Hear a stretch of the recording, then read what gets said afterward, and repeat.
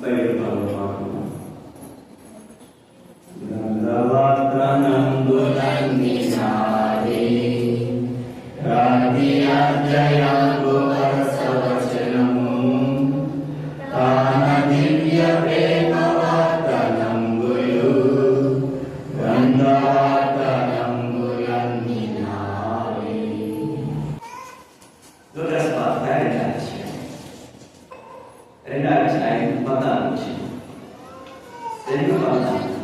సర్వోన్నతమైన స్థలంలో దేవునికి మహిమయు ఆయన ఇష్టమైన మనుషులకు భూమి మీద సమాధానం కలుగు కాక అని దేవుని స్తోత్రం చేయుచుండెను.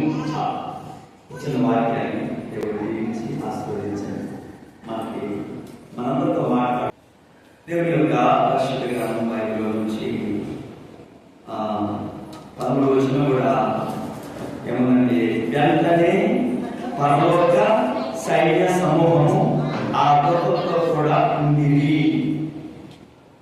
పరలోక సైన్య సమూహం అంటే వాస్తవానికి ఒక్క దూతే రావాలి కదా, లోకంలోకి ఒక్క దూత రావాలి. మరి వచ్చింది ఎంతమంది? ఒకే దూత కదా. దూత పేరు చెప్తాం కదా, గాబ్రియల్ దూత. శుభవర్తమానం వచ్చిందంటే ఎవరి ద్వారా వచ్చింది? గాబ్రియల్ దూత వచ్చింది. తర్వాత ఇంకో దూత ఉంది, మనకు తెలిసిన దూత మిఖాయేలు దూత. ఏం చేసింది? యుద్ధం చేసింది. ఆయనతో వచ్చింది, ఒక్క దూత రాలేదు. యేసు ప్రభు శిష్యుగా మరి అభివృద్ధి వచ్చినంత వరకు ప్రశాంతంగా ఉన్నారు అక్కడ. ఎప్పుడైతే భూలోకానికి వచ్చింది, పశువుల తొట్టిలోకి వచ్చాడో, పొద్దు గుడిలోకి వచ్చాడో, వాళ్ళు పరలోకం నుంచి చూసి ఇంకా ఆనందం తట్టుకోలేకంట సైన్య సమూహం అంతా భూమికి వచ్చిందంట. అడుగుతున్నాడు, యాదంటే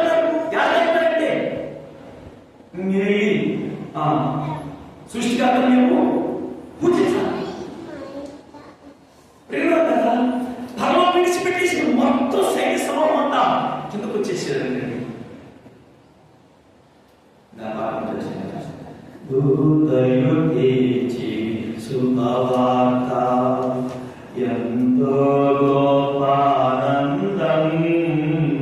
దూతలు తెచ్చి శుభవార్త ఎంతో గోపానందం.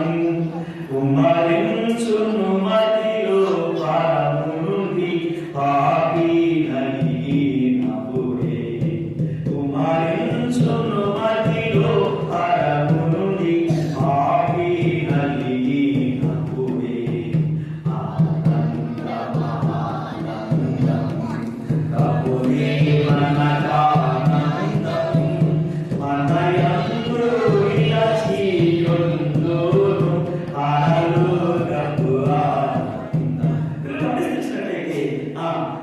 పరలోక సైన్య సమూహం అంతా ముందుకు వచ్చేసిందంట. ఎవరి కోసం? సృష్టికర్త దేవాదేవుడు యేసు ప్రభువు వారి కోసం వచ్చాడు. ప్రియులారా, ఆయనము ఆ పరలోకము ఆరాధన ఆ పరిస్థితి ఎక్కడికి వచ్చాడు? భూలోకములో ఎక్కడికి వచ్చాడు?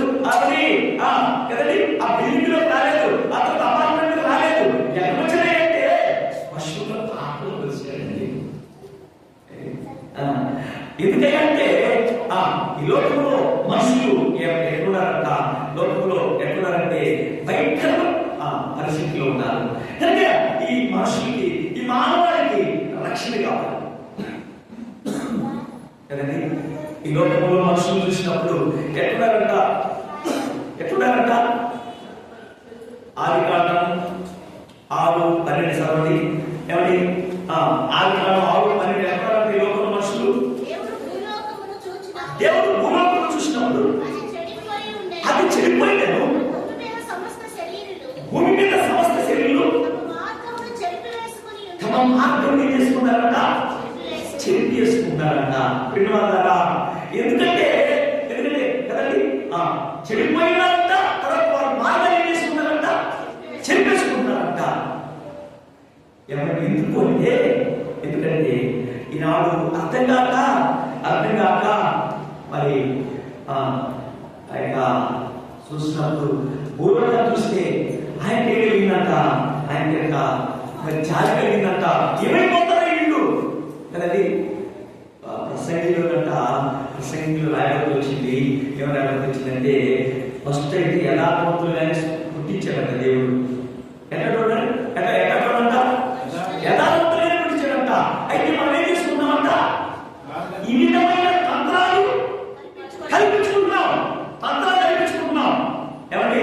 ఏమిటి తంత్రాలు? ఏం చేసామంట? రోడ్డు రాసిన పత్రికలో 1:21 వచ్చిన ఏముందంటే వారి అవివేక హృదయం అంధకారమయమైపోయింది, వారి జ్ఞానం చెప్పుకుని బుద్ధిలో ఉన్నారు. అక్షయ దేవుని విడిచిపెట్టి క్షయమైన వాటిని ఏం చేశారంట?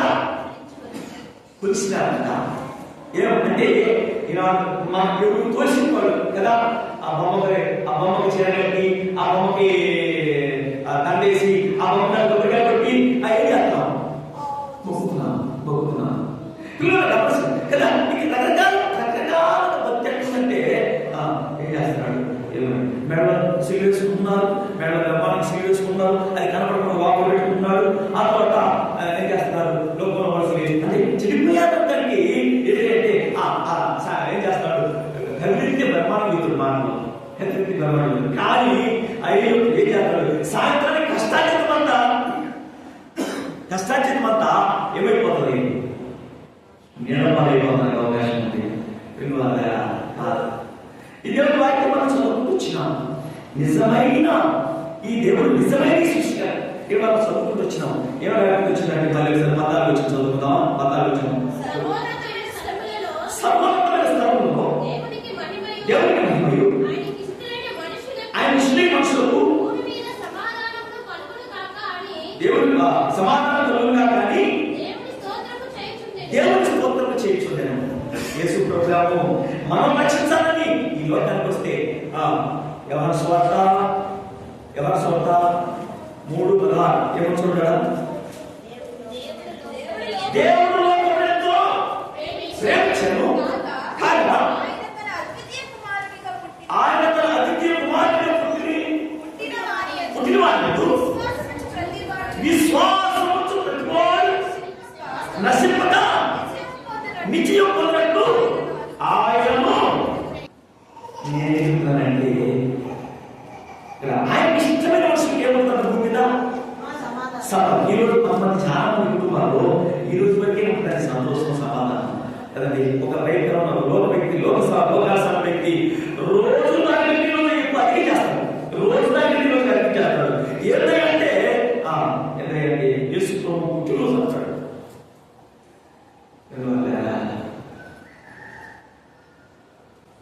నాడు ఇక ఆయన వచ్చింది సర్వోన్నత స్థలంలో ఆయన ఇష్టమైన మనుషులు పుట్టిన సమాధానం. ఆయన ఇష్టమైన మనుషులు ఏమండి? మనం చూసినప్పుడు మనుషులు చూస్తే ఆయన ఇష్టమైన జీవితం కనబడుతుందా?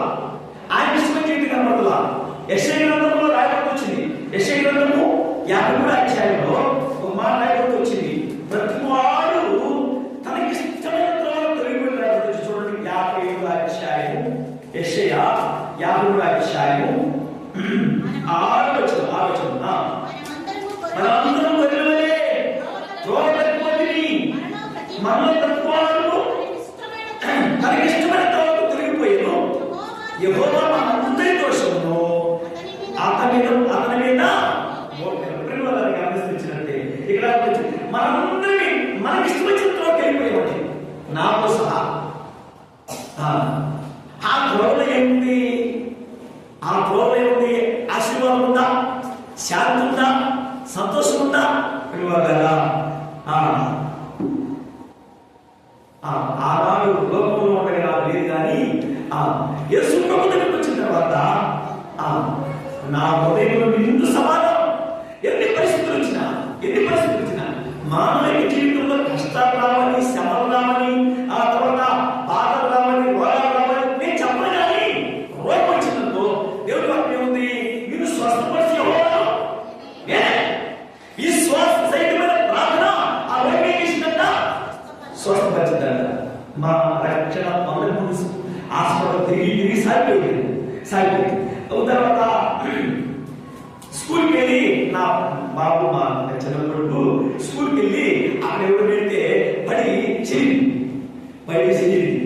చెరిగిపోతే ఇంకా నేను వచ్చినట్టే మా అమ్మ ఏం చేసిందంటే ఈ తల్లి కూడా చుట్టేసింది. చుట్టే అయ్యా హాస్పిటల్ తీసుకెళ్ళే నమ్మండి మీరు. నేను ఏదో చెప్పాల్సిన అవసరం లేదు, నా జీవితంలో అనుకోలేదు అనమాట. ఇంకా అప్పుడు చేసిందంటే ఏం అవసరం లేవని ఇంకా అవుతారా మీరు కొడతారని కనుక ఉడుకుతుంటే ఏం కాదమ్మా ప్రార్థన చేసుకుందాం అని చెప్పి చిన్న 3 సంవత్సరాలు వాటిని ప్రార్థన చేసి అమ్మ ఆ కట్టెలు కొంచెం గట్టి కట్టన్నా ఇరిగింది రాత్ర ఇరిగింది. ఆ తర్వాత నేను కట్టినట్టు కదా ఇంక సెట్ అయిపోయింది హాస్పిటల్ తీసుకెళ్ళా కట్టేలా అంటే ఇల్లు అక్సెప్ట్ అయింది. అయ్యింది మరి ఇలా అయ్యో హాస్పిటల్ తీసా అయ్యి అక్కడ పడిపోతే ఏది కాదా ఇప్పుడు అగ్నిపుతులు సేవ చేస్తున్నాడు. చేతులు కమ్మాలంటే అగ్నిపుతులు సేవ చేస్తున్నాడు. మీ సంగతి నాకు చేయలేదు చేయండి. ఎప్పుడు మీ పరిస్థితులు అలాగే చెబుతారు. ఏం చెబుతారంటే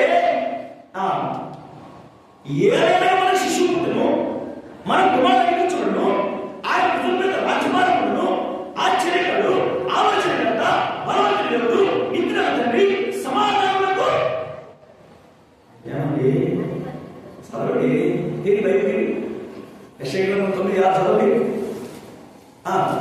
యెషయా 9 మనకు శిశువును మన కుమారుడు అనుగ్రహించబడును ఆయన భుజమున రాజ్యభారమును ఆశ్చర్యకరుడు ఆలోచనకర్త బలవంతుడైన దేవుడు నిద్రకు తండ్రి సమాధానకు అధిపతి ఆయనకి ఇక్కడ ఏమంటే ఆశ్చర్యకరుడు ఆయన చేసే ఆశ్చర్య కార్యాలు కంటి కనబడు చెవి కనబడు. నీ జీవితంలో కూడా ఈ ఆశ్చర్య కార్యాలు చూడాలని కోరిక ఉందా? ఇష్టపడుతున్నావా? ఈ రోజు పండుగ సందర్భమే కాదు, యేసు ప్రభువును హృదయం తెచ్చుకొని ప్రతి ఆదివారం దేవుని సన్నిధిలో కనబడు, ఇష్టపడు. నీ కుటుంబంలో నీ జీవితం ఆశ్చర్యకార్యాలు చూస్తున్నావు. నా జీవితం చూశాను. ఇంకా అనేకులు నేనేం చేసినంటే ఆ గుడ్డ తీసేసి నేను రాసి ప్రార్థన చేశాను. మా అమ్మ నాను అమ్మ ఆ గుడ్డ ఎట్లు చుట్టాను చుట్టేసి హాస్పిటల్ తీసి కట్టేసి అవసరం లేదు ప్రియులారా. ఇది ఎప్పుడైతే అద్భుతంగా అనేకులు మేము తీసుకున్నాం.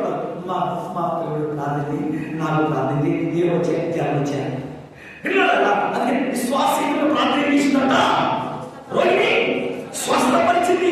ఈనాడు పిల్లలారా ఎన్ని డబ్బులు హాస్పిటల్ పోలైపోతున్నాయి, ఎన్ని లక్షల హాస్పిటల్ పోలైపోతున్నాయి. నా జీవితంలో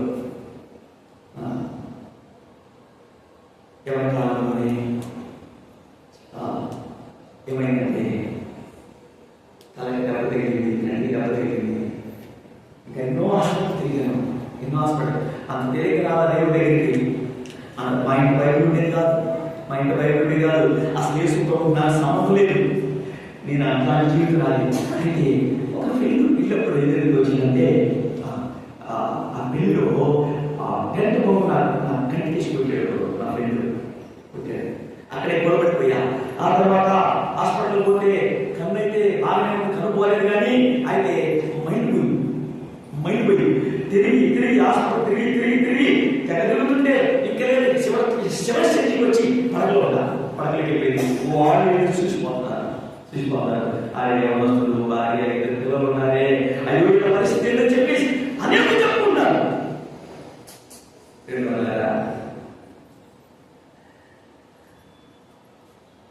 నీ ప్రేమ రుచించిన నాడే నన్ను నేను మరచితినయ్యా. నీ ప్రేమ రుచించిన నాడే నన్ను నేను మరచితినయ్యా. నీ ప్రేమ అధికమయ్యా నాలో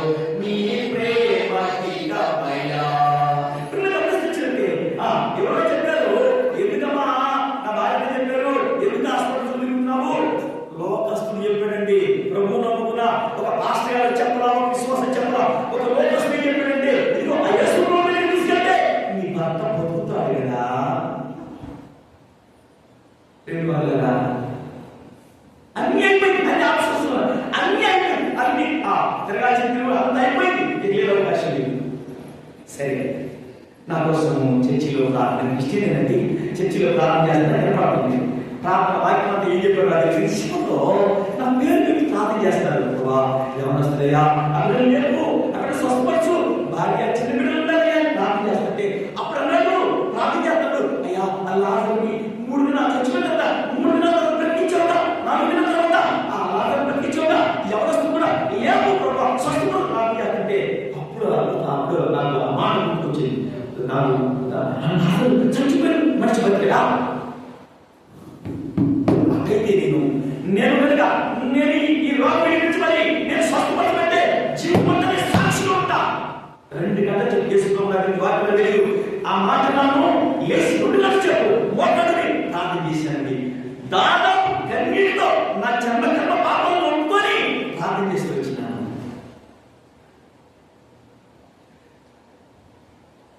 దాదాపు 4 గంటల తర్వాత వెలుగు వచ్చింది నాకు.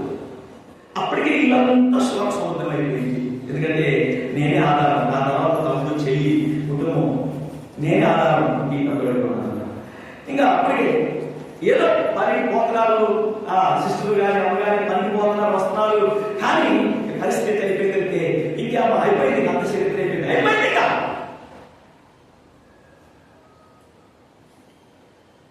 ధైర్యం దేవుడు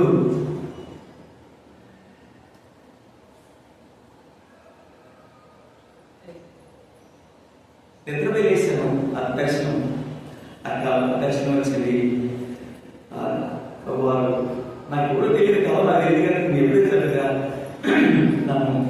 నేను అడుగుతాను, నన్ను కనిపిస్తావా, నాకు స్వస్థపరుస్తావా? అద్భుతంగా గాయపడిన అసలుతో నన్ను తాకాడు. అప్పుడు వారికి మైండ్ పని చేయలేదు. 2 గంటల తర్వాత నేను లేచాను. లేకపోతే ఎంతుందంటే అది తిరిగి చెప్పకుండా నా పాప పెట్టుకున్నాను, జన్మ పాప పెట్టుకుంటూ వచ్చినాను. అద్భుతంగా ప్రభు దగ్గర పడమనిగా దాదాపు 35 సంవత్సరాల క్రితం, 33 సంవత్సరాలు అదే చదువులు నా వివాహం 37 సంవత్సరాలు అయింది. 34 సంవత్సరాల క్రితము ప్రభుత్వం చేస్తాను. నన్ను జీవం పోసిన దేవుడు మన పడవచ్చిన లేపాడు. నేను సాక్షిగా ఉంటాను చెప్పాడు కదా, నేను సాక్షిగా ఉంటాను చెప్పాను.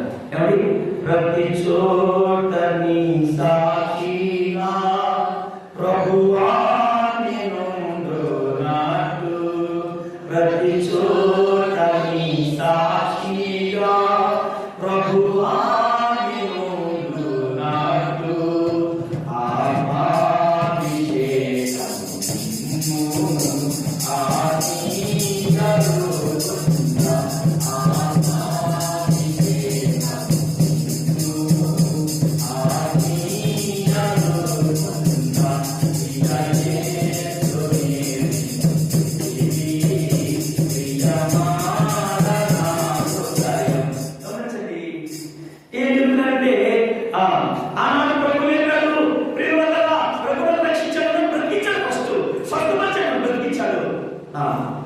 అనేకులు ఈనాడు ఆ దినాన్ని పట్టుకున్న ఈ బైబిల్ ఏ రోజు ఎక్కడ బయటికి పెట్టలేదండి. ఇంట్లో నుంచి బయటికి వెళ్తే నా బైబిల్ సంఖ్య ఉంటుంది. సేవ ప్రారంభం కూడా బంధువులు అన్నారు, ఏంటి పిలిపత్రుల బైబిల్ ఎవరా? అయ్యా ఈ బైబిల్ ఏమంటారు బైబిల్ పరిశుద్ధ. నేను చెప్పలేదండి, ఈ బైబిల్ నా ప్రాణం. ఏం చెప్తాను? నా ప్రాణం అంటే పిల్లలు కదా. ఇప్పుడు కాదు, మర్చిపోవచ్చు కదా, 3 సంవత్సరాలు మర్చిపోవచ్చు కదా. ఏమండి, ఇశ్రాయేలు రాసుకోవడం ఆయన మర్చిపోతే నేను ఏమైపోయామని. అందుకని ఈ బైబిల్ ఎక్కడ పోయి ఉంటుంది. పెళ్లికైనా సరే ఏమన్నా వాళ్ళు నాకేంటి, నా దేవుడు నా ప్రాణం, నన్ను రక్షించిన దేవుడు, నన్ను బ్రతికించినాడు, నన్ను స్వస్థపరిచినాడు. ఆనాడు నుంచి ఎన్నో పోరాటాలు వచ్చినాయి, సేవలు కానీ విశ్వాస జీవితంలో కానీ ఎన్నో పరిస్థితులు వచ్చినాయి. ఈనాటి వరకు నా దేవుడు నాకు తోడుగా అనిపిస్తున్నాను. ఏమంటే నేను ఎందుకంటే ఈనాడు ఒకవేళ మనం ఒకసారి మనం కష్టమైనా ఆయన ఇష్టమైన జీవితంలోనే ఆనందం ఉంది, సంతోషం ఉంది. దీనివల్ల కష్టమైన బైబిల్ వచ్చింది చూసారా, ప్రతి వాడు తనకి ఇష్టమైన త్రోవని వచ్చి నీ ఇష్టాలు నేను వచ్చి ఆగితే ఆ క్షణికమైన ఆనందం కాదు, ఆ క్షణికమైన సంతోషం కాదు, క్రిస్మస్ రోజు కాదు, కొత్త బట్టలు వేసుకుంటే సంతోషం కాదు, నీ జీవితం అంతా సంతోషం. నా జీవితంలో నేను అనుభవిస్తున్నా, నా జీవితంలో సాక్షిగా ఉన్నా. మానవులుగా మార్గాలు ఇష్టమైన మార్గాల్లో తొలిగిపోయాక మానవ మార్గాలు ఏమో మీకు చూపిస్తాను. చూడండి, రోమిల పత్రికలో 3వ అధ్యాయం 3:16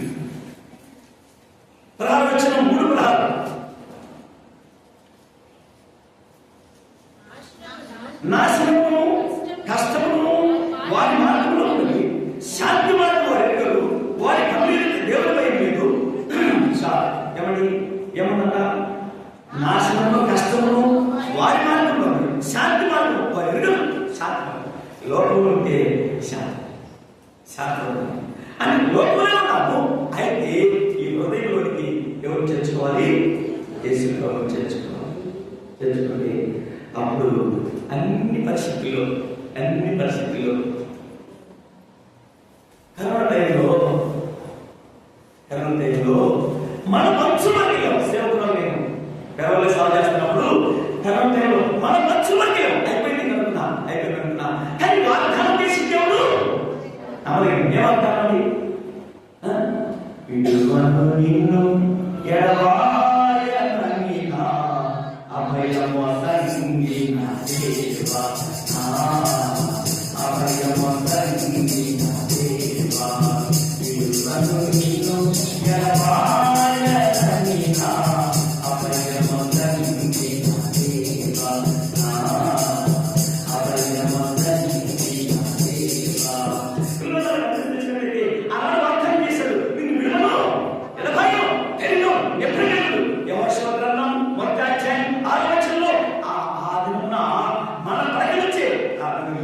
నన్ను స్వస్థపరిచి ఆ రోజు ఆ వాగ్దానం ఇచ్చాడు. ఆ వాగ్దానాన్ని పట్టుకొని అయిపోయిందనుకున్నా. అయితే 10 రోజులు అట్లనే ఉన్నాం, ఇంట్లోనే ఉన్నాం.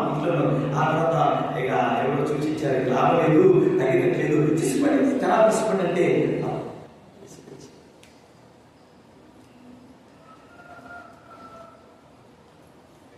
ఎవరు ఆజ్ఞాపించారండి, దాన్ని నెరవేర్తారండి. 100 సంవత్సరాలు అవుతుంది, 100 సంవత్సరాలు అవుతుంది. కేవలం 5 రోజుల్లో సిద్ధపడు, తీర్మానంతో వాగ్దానం తీసుకో, ఈ వాగ్దానాన్ని పట్టుకో. ఏ పరిస్థితులు విషయాలు Februari 14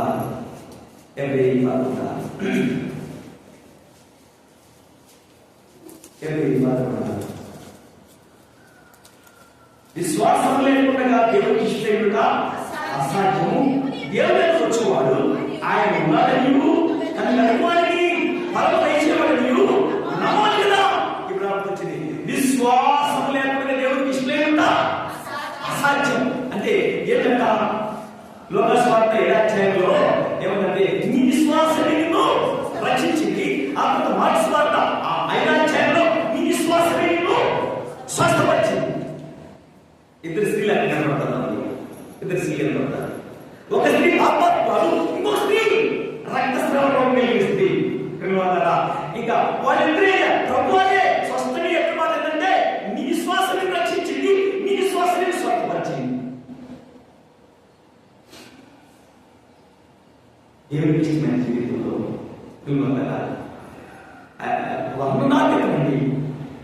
ఆ యొక్క కుటుంబ జీవితం ఎక్కడుందంటే యెహోవాను భయభక్తులు కలిగి ఆయన త్రోవలను సువార్తను ధన్యులు. నిశ్చయముగా నీవు నీ చేతుల కష్టార్జితం అనుభవిస్తావు. నీవు ధన్యుడవు, నీకు మెరుగలను, నీ భార్య ఫలించు ద్రాక్షవల్లివలెను, నీ భోజన పరచులు నీ పిల్లలు ఏమిటి అంటే అంతగా నీ కుటుంబం అంతగా భద్రపరచబడుతుంది, అంతగా ఆశీర్వదించబడుతుంది, అంతగా నీ జీవితంలో ఆనందాన్ని అనిపిస్తాం.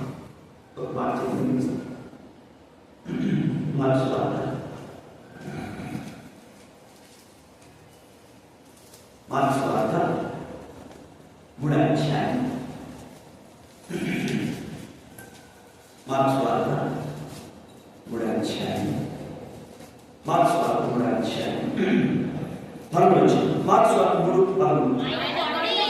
ఆయన పండేకి తమకు ఇష్టమైన వారిని పిలువగా వారు ఆయన యొద్దకు వచ్చి చాలు. ఎవరు పిలిచారు? పండేకి ఎవరు పిలిచారంటే అందరూ పిలుస్తున్నారు. అయితే ఇక్కడ ఏమంటుంది? ఇష్టమైన వారిని పిలువగా. నీ జీవితం ఆయనకి ఇష్టమైందంటే గుర్తుపెట్టుకోండి. ఎట్లా ఇష్టం? వాస్తవంగా మనకు ఇష్టమైంది కాదు. ఏమంటే జన్మ పాపంలో కర్మ పాపంలో ఆ పాపంలో పుట్టి పాపంలోనే కదా యెషయా అన్నాడు కదా, యెషయా ఆరాధ్యంలో పాపిష్ఠమా దోషపరిచిన ప్రజలారా చెరుకు పిల్లలారా మీకు ఉన్నాడు. ఆ బండి ఎక్కి కూర్చొని ఇష్టమైన వారిని ఇష్టమైన ఇద్దరు స్నేహితులు ఉన్నారు. వాళ్ళిద్దరు కూర్చొని ఏం చేసుకుంటూ ఉంటారు కదా, వాడి సంగతి ఏడు సంగతి చెప్పుకుంటూ ఉంటారు. ఇష్టమైనదంటే అతనేది ఇప్పుడు మనతో ఏం చేస్తున్నారు? మనతో ముచ్చటానికి కదండి. ఈనాడు అదృశ్యదేవుడు మనకు కనపడలేదు. అయితే ఆయనకి ఇష్టం ఎప్పుడండి? ఎవరు ఆయనకి ఇష్టమైన జీవితం ఏం చేస్తారు?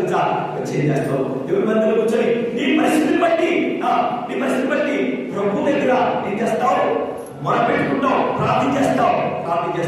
అయితే దేవుడి వాక్యం ఉందంట, నిజముగా మొరపెట్టినా దేవుడా ఆలకించకుండునా, సహనముతో కనిపెట్టినా సమాధానమివ్వకుండునా, జీవము గల దేవుడు మౌనముగా ఉండునా, కల పిల్లల కాయన మేలు చేయకుండునా. పిల్లల నీ జీవితంలో ప్రభువు ఏమిటంటే ఆయన ఇష్టం జీవితం అంటే నీ జీవితం అన్ని ఆశీర్వాదాలే, అన్ని నెలలే. ఎప్పుడో తెలుసా? లోకానుసారం విడిచిపెట్టినట్టు యేసు ప్రభు నీ హృదయంలో చేర్చుకున్నట్టయితే, ప్రభు నీకు వచ్చినట్టయితే నీకేది ఇష్టమో అడుగు. అదేమన్నీ ఆయన ఇస్తాడు. నీ బిడ్డల విషయమా, నీ భర్త విషయమా, నీ భార్య విషయమా, పరిస్థితి ఏమైనా సరే